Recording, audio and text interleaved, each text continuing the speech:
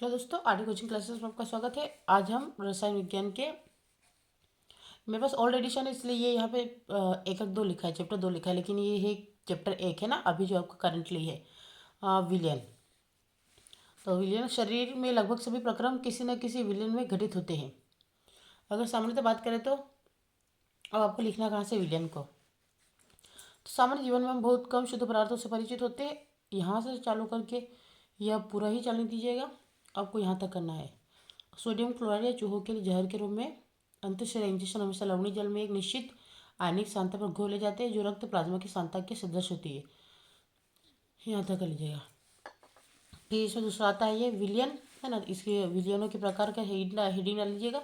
उसके बाद विलियन के प्रकार में ये वाला आपका पूरा इतना सा और पूरा टॉपिक कर दीजिएगा। विलियन दो से अधिक अवयवों का समांगी मिश्रण होता है। समांगी मिश्रण से हमारा तात्पर्य है कि मिश्रण में सभी जगह इसका संगठन और गुण समान हो, तो ये विलय कहलाता है। यहाँ तक ठीक है। फिर हम बात करते हैं ये वाले की। तो ये मैंने आपको क्लास में समझा ही दिया था पूरी अच्छी तरह से। खाली कुछ नहीं करना, आपको क्या करना है, देखो यहाँ पे विलयों के प्रकार दिया गया है। तो अब यहाँ पे विलयों के प्रकार विलेय, विलायक और सामायिक। तो विलेय को विलायक में घोलते हैं तो ये विलयन बनते हैं। तो देखो पहले गैस गैस, फिर गैस, तो ये आपको विलायक के लिए तो गैस गैस लेना है, फिर द्रव द्रव लेना है और ठोस ठोस लेना है। तो विलेय के लिए गैस का गैस में, ठीक है। तो गैसीय विलयन, फिर द्रव का गैस में गैसीय विलयन, ठोस का गैस में गैसीय विलयन। और एग्जाम्पल है गैस का गैस में ऑक्सीजन नाइट्रोजन, द्रव का गैस में क्लोरोफॉर्म और ठोस का गैस। तो आपको गैस द्रव ठोस, गैस द्रव ठोस, गैस द्रव ठोस, गैस गैस गैस, द्रव द्रव द्रव और ठोस ठोस ठोस। तो आपका सारा सॉल्यूशन कंप्लीट हो जाएंगे। क्लियर है? आई होप आपको समझ आ गया। और बाकी ये तो एग्जाम में याद कर लीजिएगा। फिर आता है विलयनों की सांद्रता।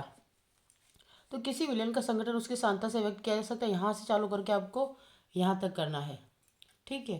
फिर आता है द्रव्यमान प्रतिशत। तो आप इससे लिख लीजिएगा, या फिर आपके पास अगर कोई रेफरेंस छोटी मोटी बुक हो तो उसमें अगर आपको डिफिनेशन और फॉर्मूला दे रखा तो वो कर लीजिएगा, तो वो भी सफिशियंट होगा। और एक आधा एग्जाम्पल अवश्य दे दीजिएगा। फिर आता है आयनन प्रतिशतता। तो आयनन प्रतिशतता भी, आयनन प्रतिशतता क्या होती है, तो इसकी परिभाषा देकर यहाँ पे इसकी परिभाषा नहीं लिखी है ना, तो आप इसकी परिभाषा देकर इसका फॉर्मूला लिख दीजिएगा, ये नेट वगैरह से ले लीजिएगा। तो इसकी परिभाषा करके इसका फॉर्मूला और एक एग्जांपल दे दीजिएगा, जो मोस्टली आता ही रहता है एग्जांपल तो। फिर ये इस पेज तक खत्म हो रहा है कि सामर्थ्य इस मात्रा में प्रदर्शित की जाती है। तो उदाहरण के रूप में भी आपको दे रखा था, या चाहे तो आप कर लीजिएगा। फिर आता है द्रव्यमान प्रतिशत। इसको भी आपको पूरा ही करना पड़ेगा, क्योंकि द्रव्यमान प्रतिशत एक खुद में बहुत इंपॉर्टेंट पार्ट है और ये आता ही रहता है, ठीक है। तो द्रव्यमान प्रतिशत को भी आपको करना ही है ना। पार्ट्स, फिर आता है पार्ट्स प्रति मिलियन पीपीएम, इसको भी देख लीजिएगा। इसका भी फॉर्मूला और परिभाषा, खाली फॉर्मूला परिभाषा और एक एग्जांपल दीजिएगा कोई सा भी। फिर आता है मोलंश, मोलंश की परिभाषा और इसका फॉर्मूला। और मोलंश थोड़ा सा बड़ा हो जाता है, तो आप अगर बुक ना करके थोड़ा सा गाइड से कर लें तो ज़्यादा सफिशियंट होगा।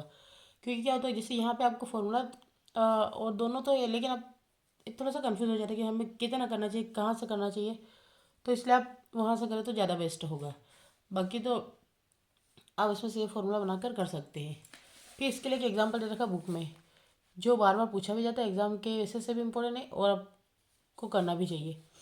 तो ये आपका है एथिलीन ग्लाइकोल के मोल अंश की गणना करो और विलयन में C2H6O2 का। तो आपको सबसे पहले इसका आणविक द्रव्यमान निकाल लेना है, कार्बन का, फिर हाइड्रोजन का, ऑक्सीजन का, सबको मल्टीप्लाई करके टोटल जो होता है उससे भी डिवाइड कर देना है। आई होप क्लियर हो गया होगा, ठीक है। फिर आता है आपका मोललता। अब मोललता को भी आपको कंप्लीट करना, तो मोललता की डेफिनेशन और इसका फॉर्मूला और मोललता कैसे निकाला जाता है एक एग्जाम्पल दे दीजिएगा। जैसे यहाँ पे लिखा है, और उस विलयन की मोलरता की गणना कीजिए जिसमें 5 ग्राम NaOH 450 ml विलयन में घुला है। तो ये एग्जाम्पल हो जाएगा और ये आपके त्रैमासिक एग्जाम में आया हुआ क्वेश्चन है। तो आप आपका क्या है कि एक तरह से एग्जाम की प्रिपरेशन भी हो जाएगी और आपका टॉपिक भी क्लियर हो जाएगा। फिर आता है आपका मोललता।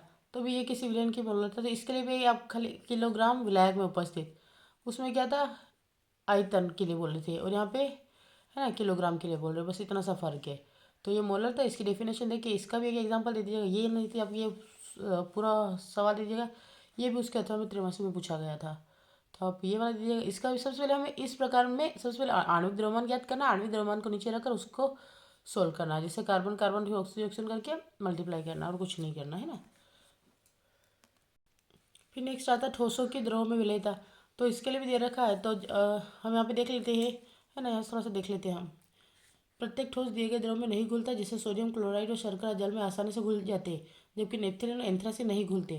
है ना, तो ये अगर बात करते हैं पहला पॉइंट बना के लिख लीजिए। दूसरा है कि दूसरी ओर नेपथलीन व एंथ्रासिन बेंजीन में आसानी से घुल जाते हैं। तो देखो नेपथलीन और बेंजीन में आसानी से घुल जाते हैं, जबकि सोडियम क्लोराइड और शर्करा नहीं घुलते।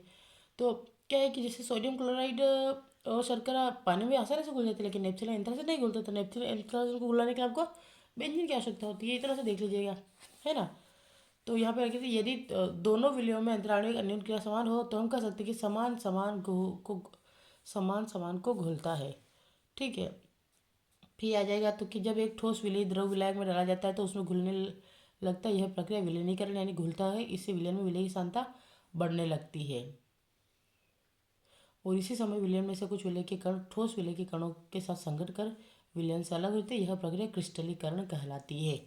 ठीक है। क्रिस्टलाइजेशन हमेशा हम करते ही रहते हैं। जैसे आपको फिटकरी बनाना, तो फेरोमैग्नेटिक बनाना, पोटाशियम है ना जिसे फिटकरी बोलते हैं, निकालने के लिए हम क्रिस्टलाइजेशन या क्रिस्टलीकरण की प्रक्रिया करते रहते हैं। फिर आता है विलय प्लस विलायक और विलय। तो हमें मैंने बताया था आपको कि विलय और विलायक मिलता है, आपको क्या बनता है, विलयन बनता है। फिर जब गैस को तो यहाँ से चालू करके आपको यहाँ तक एंड कर देना है। ठीक है, ये हो जाएगा। फिर ताप का प्रभाव देख लेते हैं। तो ताप ठोसों की द्रवों में विलय ताप परिवर्तन प्रभाव के यहाँ से फिर दूसरा वाला पॉइंट यहाँ से हो जाएगा। फिर तीसरा वाला यहाँ से स्टार्ट होके यहाँ तक हो जाएगा। मैंने लगे रखा, आप देख लीजिएगा इसको। और चौथा वाला यहाँ तक हो जाएगा। इसमें एक बात ध्यान रखिएगा, विलय प्लस विलायक बराबर विलयन है। तो ऊष्मा शोषी के लिए डेल विलयन जो होता है, हाइड्रोजन की सांद्रता इससे ज़्यादा होती है। ऊष्मा क्षेपी के लिए हाइड्रोजन की सांद्रता 0 से कम होती है। अभी हमने दाब का प्रभाव देखा, अब हम दाब का प्रभाव देखते हैं। दाब का प्रभाव भी ठोसों के द्रव में विलेयता पर दाब का कोई सार्थक प्रभाव तो नहीं होता, लेकिन ठीक है। तो ये यहाँ तक हो जाएगा। फिर यहाँ से लेके आपको यहाँ तक करना है। ठीक है। फिर आप चाहे तो ये दोनों डायग्राम बना ले तो भी उसमें कोई प्रॉब्लम नहीं है। ठीक है। तो दाब का प्रभाव हो जाएगा, तो दोनों डायग्राम बना के लिख लीजिए। इसके नीचे लिख लीजिएगा चित्र पॉइंट ये छोड़ दीजिएगा। गैस की विलेयता पर दाब का प्रभाव विलेय गैस की सांद्रता विलयन के ऊपर उपस्थित गैस पर लगाए गए दाब के समानुपाती होता है। क्लियर है। फिर यहाँ पे कर दिएगा, है ना, गैस की विलायक में विलेयता तथा दाब के मध्य मात्रात्मक संबंध हेनरी ने दिया। इसे हेनरी नियम कहते हैं। इसके अनुसार स्थिर ताप पर किसी गैस की द्रव में विलेयता द्रव अथवा विलयन की सतह पर पड़ने वाले गैस के आंशिक दाब के समानुपाती होता है। ठीक है। फिर आता है डोल्टन वाला। आता है तो डोल्टन का छोड़ दिया, इसमें कोई वो नहीं है। बस अगर बात करें तो डोल्टन के अनुसार तो किसी विलयन में गैस का मोल अंश उस विलयन के ऊपर उपस्थित गैस के आंशिक दाब के समानुपाती होता है। सामान्य रूप से हेनरी नियम के अनुसार किसी दाब को आंशिक दाब जो हम हमेशा करते हैं, तो ये हेनरी नियम का आप यहाँ तक भी P=KHX, यहाँ पे आपका हेनरी स्थिरांक है। क्लियर हो गया। एक ये वाला भी है। तो जो भी आप मतलब ये आपके त्रैमासिक का जो सिलेबस आया था ना, उस सिलेबस के अकॉर्डिंग ये दिया गया है। तो आपको ये सारे ही सवाल करके रखना है। तो आप ये भी अपनी कॉपी में सेट करके रख लीजिएगा, ताकि आपको फाइनल एग्जाम के लिए कोई प्रॉब्लम आए ही ना। तो ये आपका हो जाएगा एग्जाम्पल ना 2.4, तो आपका 1.4 के नाम से लिखा होगा।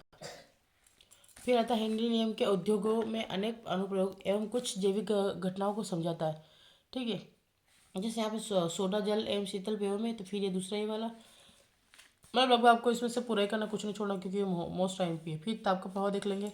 तो ताप का प्रभाव भी यहाँ तक कर ही लीजिएगा आप। और एक और ये क्वेश्चन है, इसका आंसर अगर हो तो आप कर लीजिएगा, नहीं तो छोड़ दीजिएगा। इसका आंसर आपको एनसीईआरटी की गाइड में मिल जाएगा।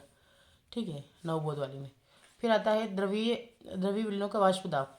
तो जब विलायक कोई द्रव होता है तो द्रवीय विलयन बनते हैं। विलय एक गैस द्रव या ठोस हो सकता है। तो इतना कर लेंगे तो आपका काफ़ी होगा। फिर यहाँ से सामान्य द्रवित विलायक वाष्पशील होते हैं, यहाँ से लेके आपको लास्ट तक करना है। क्लियर हो गया। फिर हम बात करते हैं इसकी द्रव द्रव द्रव द्रव विलयों का वाष्प दाब। तो यहाँ से आपको करना है कि इस अवस्था में ना, यहाँ से लेते एक बंद पात्र में लेने पर दोनों अवयव वाष्पीकृत होंगे तथा अंततः वाष्प प्रावस्था द्रव प्रावस्था के मध्य एक साम्य स्थापित हो जाएगा। जिससे हम एक एग्जाम्पल लेते हैं। यहाँ मान लीजिएगा ना, मतलब उदाहरण स्वरूप इस अवस्था से यहाँ के लेके यहाँ तक कर लीजिएगा। फिर ये वाला यहाँ से ये पूरा कंप्लीट जो भी हाईलाइट मैंने कर रखा है तो आपको करना ही है। ठीक है, ये हो जाएगा। और फिर इसको सोल्व करके बता देंगे P1 और P2 के मान। तो आपके ये P1 का है और P2 का मान आया ना, P1 और P2 के मान आए, तो P1 P2 के मान रखने पर आपका ये हो जाएगा। तो यहाँ तक आपको सॉल्व करना है। क्लियर हो गया। ये द्रव विलयन का है। फिर आता है परिणाम। तो ये वाला फिर सेकेंड वाला और थर्ड वाला, आई होप आपको क्लियर हो गया होगा। फिर यहाँ बात करते हैं हम राउल्ट का नियम, हेनरी के नियम की विशेष। तो यहाँ पे जो मैंने हाईलाइट कर रखा ना, वही कर लीजिएगा तो आपका काफ़ी होगा। ठीक है, हाँ, क्योंकि थोड़ा समय कम है और आपके पास भी मेरे पास भी है ना, कम से कम, क्योंकि सभी बच्चों का एक साथ कवर करना पॉसिबल नहीं और टाइम लाइन के अनुसार आपको प्रोजेक्ट कंप्लीट करना है, तो उसके लिए थोड़ा सा देख लीजिएगा। किसी विलेन के प्रत्येक वास्तविक अवयव का आंशिक वास्तविकता उसके मूल अंश के समानुपाती होता है। ठीक है, तो ये इतना हो जाएगा। फिर आपका राउल्ट के नियम के अनुसार यहाँ से आ जाएगा P1 प्रोपोर्शनल x1, तो आपका हटा तो क्या लगा x1, तो P0 नॉट। तो यहाँ से हम बोल सकते हैं कि समानुपाती स्थिरांक शुद्ध विलय के वास्तविकता P1 के बराबर होता है। ठीक है, और इसमें आरेख में जैसे ही रखा है तो आप आरेख शुद्ध विलय का वास्तविकता और ये कर लीजिएगा। अब आदर्श एवं अनादर्श विलयन। आदर्श विलयन ऐसे विलयन जो सभी स्थानों पर राउल्ट के नियम का पालन करते हैं आदर्श विलयन कहलाते हैं। तो ये भी आप देख लीजिएगा, यहाँ से मैंने जो हाईलाइट कर रखा ना इसी को कर लीजिएगा, काफ़ी होगा। ठीक है, फिर यहाँ से कुछ देख लेगा कि आणविक स्तर पर विलयनों के आदर्श व्यवहार को अवयव ए और बी के अध्ययन से समझा सकता है। शुद्ध विलयनों में अंतराणिक आकर्षण अन्योन्य क्रिया ए और बी प्रकार के होते हैं, जबकि द्विअंगी विलयनों में इन दोनों अन्योन्य क्रियाओं के ए बी प्रकार के अन्योन्य क्रिया उपस्थित होगी। यदि ये हो तो ये बनता है। और फिर ये पूरा हाईलाइट वाला लिख लेना है। फिर आदर्श विलयन के लिए देखिए, तो जब कोई विलयन सभी स्थानों पर राउल्ट के नियम का पालन नहीं करता तो अनादर्श विलयन कहलाता है। इस प्रकार के विलयनों को वास्तविक राउल्ट के नियम द्वारा प्रागुण किए गए वास्तविकता से या तो अधिक होगा या फिर कम होगा। यदि अधिक होता है तो यह विलयन राउल्ट नियम से धनात्मक विचलन प्रदर्शित करता है और यदि कम होता है तो ऋणात्मक विचलन प्रदर्शित करता है। ठीक है, तो ये दोनों देख लीजिएगा। विलयन का वाष्पदाब, तो वाष्पदाब जो मोल अंश और इधर आ जाएगा, तो धनात्मक और ऋणात्मक दोनों देखिए, दोनों स्ट्रक्चर बना लीजिएगा। फिर इसमें भी आपको सारी चीज़ें ऐड नहीं करनी है। ठीक है, यहाँ से आपको पहले सबसे निश्चित करते हैं कि इन विचलनों का कारण आणविक स्तर पर अन्योन्य क्रियाओं की प्रकृति में स्थिर राउल्ट नियम से धनात्मक विचलन की स्थिति ए बी अन्योन्य क्रिया ए अथवा बी की अन्योन्य क्रियाओं की तुलना में कमजोर होती है। अर्थात इस स्थिति में विलय विलायक अणुओं के मध्य अंतराणविक आकर्षण बल विलय और विलायक अणुओं की तुलना में कमजोर होते हैं। ठीक है, तो ये हो जाएगा। ठीक है, नॉर्मल अगर बात करें तो विलयों में से ए व बी के अणु शुद्ध अवयव की तुलना में अधिक आसानी से पलायन कर सकते हैं। इसके परिणामस्वरूप वाष्पदाब में वृद्धि होती है, जिससे धनात्मक विचलन। तो यहाँ तक कर लीजिएगा। फिर ये आएगा आपका यहाँ से लेके हाईलाइट वाला कर लीजिएगा। और फिर राउल्ट के नियम से ऋणात्मक विचलन की स्थिति ए बी के बीच अंतराल में आकर्षण बल ए बी की तुलना में होता है। इसके फलस्वरूप वाष्पदाब कम होता है और ऋणात्मक विचलन प्रदर्शित होता है।